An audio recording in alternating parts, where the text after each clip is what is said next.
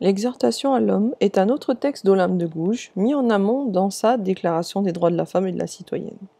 Alors comme son nom l'indique, ce pamphlet, donc un texte satirique et polémique qui attaque un adversaire de façon agressive, exhorte, donc encourage quelqu'un à faire quelque chose. Exhorte les hommes à se questionner. J'en viens à la lecture expressive. Homme, es-tu capable d'être juste ? C'est une femme qui t'en fait la question. Tu ne lui ôteras pas du moins ce droit. Dis-moi, qui t'a donné le souverain empire d'opprimer mon sexe ? Ta force ? Tes talents ? Observe le Créateur dans sa sagesse.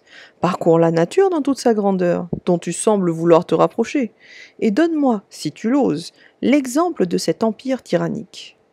Remonte aux animaux, consulte les éléments, étudie les végétaux, jette enfin un coup d'œil sur toutes les modifications de la matière organisée, et rends-toi à l'évidence quand je t'en offre les moyens. Cherche, fouille et distingue, si tu le peux, les sexes dans l'administration de la nature. Partout, tu les trouveras confondus. Partout, ils coopèrent dans un ensemble harmonieux à ce chef-d'œuvre immortel.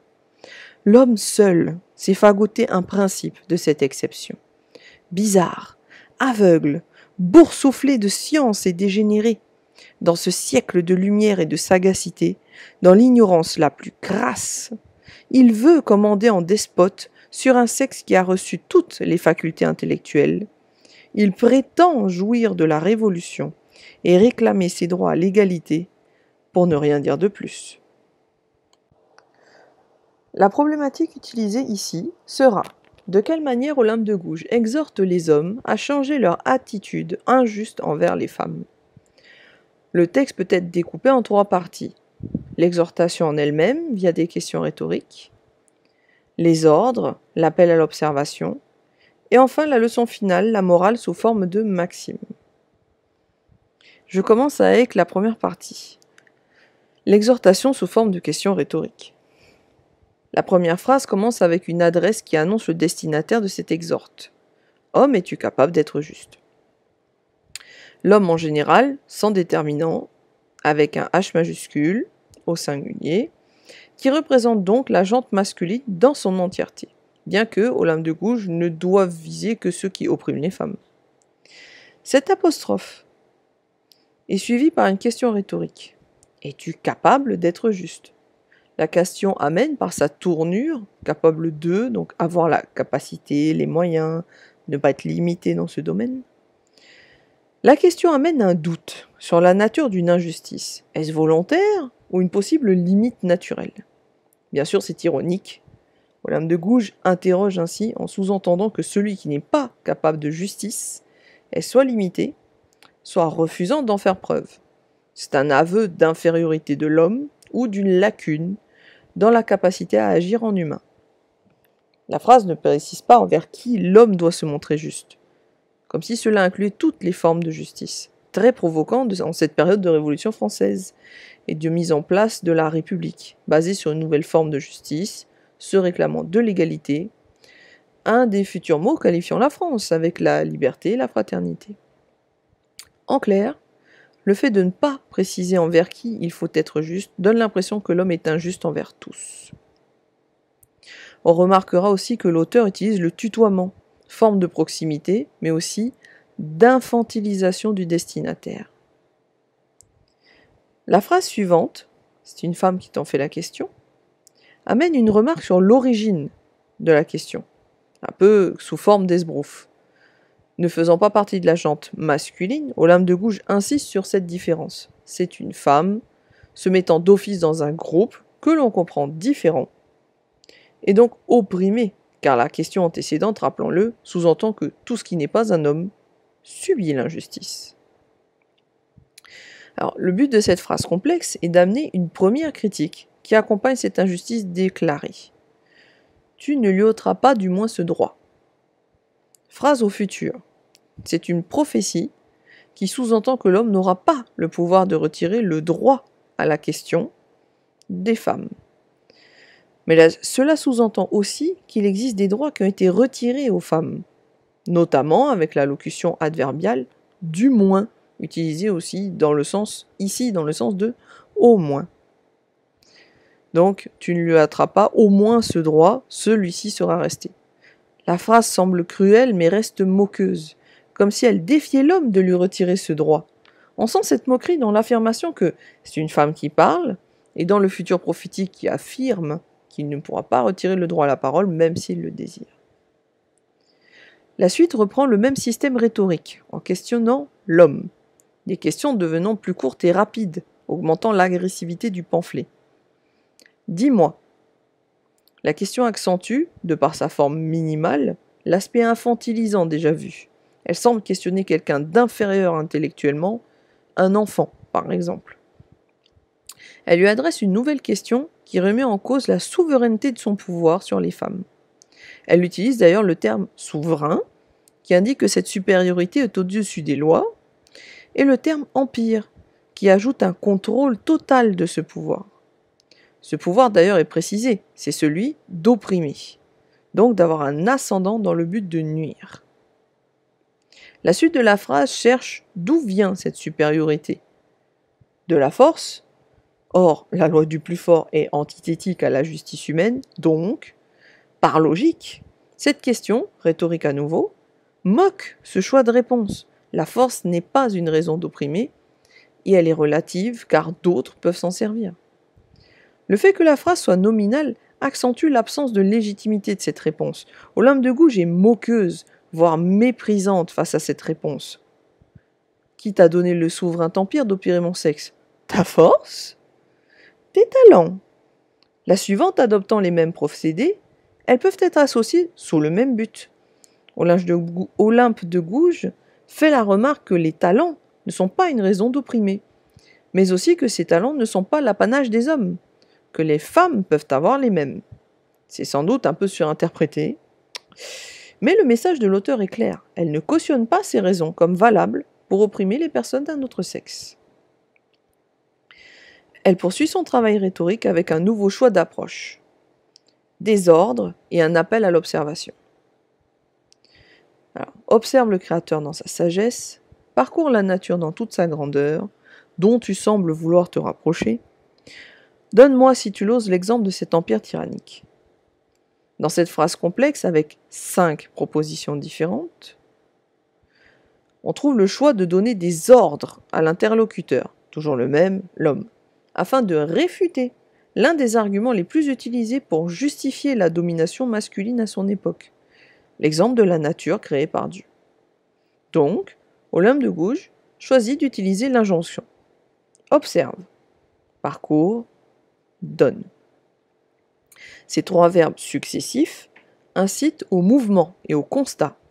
L'homme doit observer le Créateur, Dieu, et sa sagesse. Une remarque qui inclut les croyances dans le débat et les place du côté de l'auteur, car elle les qualifie de sages et ainsi montre qu'elle ne les repousse pas. Celui qui ira contre les arguments d'Olympe de Gouges ira donc contre Dieu. Il lui faut aussi parcourir la nature, associée au groupe nominal sa grandeur, la nature dans toute sa grandeur. De même, l'auteur place la nature dans son camp et retire à l'oppression masculine tout droit naturel.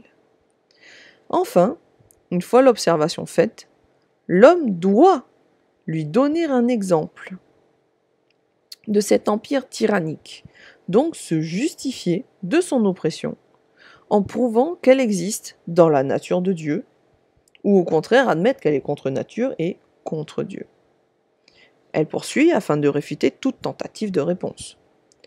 Remonte aux animaux, consulte les éléments, étudie les végétaux, jette enfin un coup d'œil sur toutes les modifications de la matière organisée.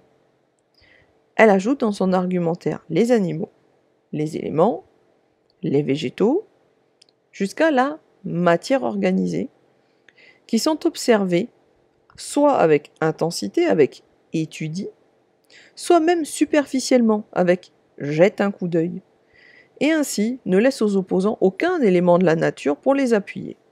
Elle accentue même cela en utilisant l'adjectif indéfini « toute », qui exprime ainsi la totalité de la matière organisée. Tout est de son avis, les preuves sont avec elle. Dans la suite de sa phrase, elle fait preuve de bienveillance envers son destinataire toujours infantilisé. Et rends-toi à l'évidence quand je t'en offre les moyens. Elle qualifie sa thèse, l'oppression des femmes est contre nature, donc sa thèse, comme une évidence. Et laisse à son interlocuteur une chance, quand je t'en offre les moyens. Chance de se ranger de son côté. La phrase accentue l'ascendant qu'elle a sur l'homme à qui elle s'adresse, incapable de voir cette évidence. L'ordre se veut plus poli, plus doux, car il précise la condition dans laquelle il a lieu, quand je t'en donne les moyens, et ainsi laisse à l'homme un moyen de changer, mais aussi de vérifier ses affirmations. Cherche, fouille et distingue si tu le peux. Les 3 verbes injonctifs, rassemblés en rythme ternaire, proposent poliment d'insister dans l'observation. Cherche, fouille, accentue une enquête plus détaillée. Distingue, reprend l'analyse et la définition dans la nature de différentes situations. L'homme chercheur doit observer. Observer quoi? Les sexes dans l'administration de la nature. Donc, les rôles féminins et masculins observés dans la faune et la flore. Plus précisément, dans l'administration, donc, leur position de force et leur complémentarité. Olympe de Gouges répond d'elle-même à cette enquête qu'elle propose, encore une fois pour accentuer l'évidence qu'elle veut montrer. Partout, tu les trouveras confondus. Partout, ils coopèrent avec un ensemble harmonieux à ce chef-d'œuvre immortel. Les rôles sont confondus, donc mélangés et non séparés. Ils coopèrent, verbe très fort car basé sur le préfixe co, avec, et le radical opérer, agir. Les actions observées sont qualifiées d'ensemble, donc un tout, une unité et pas une division. Harmonieux, donc agréable de par sa corrélation ou sa fusion. Et à nouveau associé à Dieu et sa création, sous les mots chef-d'œuvre, donc mise en valeur de la religion pour plaire au public. Immortel, donc immuable, stable, exemplaire en soi. Olympe de Gouges cherche à démontrer, par un raisonnement déductif, que la place de la femme n'est pas inférieure à l'homme, et ensuite en vient à une conclusion critique, qui dénonce les choix sociaux de son époque. L'homme seul s'est fagoté un principe de cette exception. La critique commence avec le choix de changer d'interlocution. Olympe de Gouges ne s'adresse plus à l'homme directement, mais en dresse un portrait, sous forme de phrases au présent ou au passé composé, qui amène une valeur de vérité générale au constat qu'elle fait, et transforme son discours en maximes, des phrases qui servent de leçon morale. Ici, le verbe fagoter, mal habillé, d'abord, associe le principe d'opprimer les femmes et le groupe nominal exception. Donc, la société est basée sur un contre-exemple de ce qui vient d'être présenté. Il est par conséquent l'inverse de la coopération, l'harmonie, le chef-d'œuvre immortel cité précédemment. Elle poursuit en décrivant l'homme qui justement est vilipendé ici. Bizarre, donc anormal. Aveugle, une métaphore pour parler de son refus de changer. Boursouflé, comme pour une maladie, de science, car elle justifie ses actes par la science. Dégénéré, une insulte qui signifie qu'il a perdu les qualités de son espèce. Le portrait de l'homme est satirique et impose une image rebutante, dans l'objectif d'isoler les hommes, persistant à refuser l'égalité homme-femme, dans ce groupe décrit de manière monstrueuse. Les 2 propositions suivantes forment un parallèle opposé. Dans ce siècle de lumière et de sagacité, dans l'ignorance la plus crasse. Ce parallèle se voit grâce à l'anaphore « dans » au début de chaque groupe et permet de mettre en valeur le siècle, et ainsi la Révolution française, associée à tous les éléments positifs de la rhétorique appliquée, qui devient donc à son tour légitime. Siècle qui est considéré comme un siècle de lumière, une métaphore qui est désormais figée, et de sagacité, les 2 termes sont donc liés à la vérité et à la justice. Opposé à l'ignorance, la plus crasse, avec donc ici une métaphore liée à la saleté, la salissure, qui donne justement qui renforce cet aspect monstrueux et rebutant de l'homme qui choisit d'opprimer. La suite poursuit justement sa rhétorique. Il veut commander en despote un sexe qui a reçu toutes les facultés intellectuelles. L'homme n'est plus dans son droit, car le verbe qui qualifie son action est celui qui montre que c'est un choix et non un droit. Il veut. C'est un désir qui relève presque de l'immaturité. Il veut commander en despote. Encore une fois, Olympe de Gouges associe le choix d'opprimer les femmes à un vocabulaire dictatorial.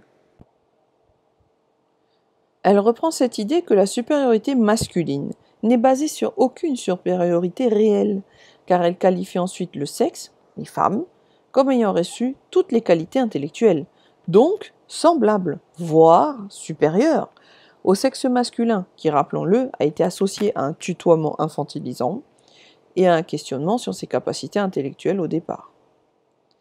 Elle achève son discours ainsi. Il prétend jouir de la Révolution et réclamer ses droits à l'égalité, pour ne rien dire de plus.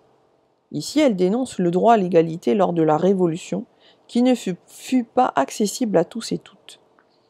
Elle affirme que l'homme prétend, donc revendique, le droit de profiter des libertés acquises, qu'il réclame, donc exige, ses droits, mais ne cherche pas à appliquer cette liberté, et ses droits pour tous, vu qu'elle ajoute pour ne rien dire de plus. L'inaction est critiquée. L'homme n'agit plus une fois qu'il a obtenu égoïstement son propre droit. En conclusion, cette exhortation est un des tours de force d'Olympe de Gouges, qui exploite ses capacités de rhétorique à travers un pamphlet, non plus une lettre ouverte ou un préambule, comme observé auparavant, et où elle développe un discours critiquant l'inégalité homme-femme et l'origine principale de celle-ci, les mauvais traitements masculins.